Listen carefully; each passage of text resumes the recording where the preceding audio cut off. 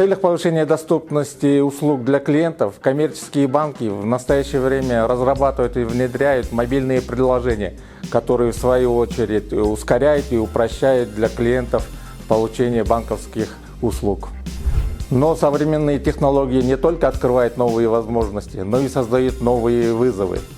Это различные степени мошенничества. Однако скоро у мошенников станет одной лазейкой меньше.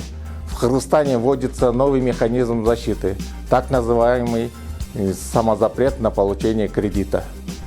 Это означает, что если гражданин установит себе самозапрет, то кредитная организация не вправе выдавать ему кредит. Для установления самозапрета не придется ходить по банкам, подписывать кучу каких-то бумаг. Подключение будет простым, и это можно будет установить через государственный портал Түндүк бесплатно в любое время. Если вы передумаете и в будущем решите получить заново кредит, вы сможете легко снять свой запрет через Түндүк.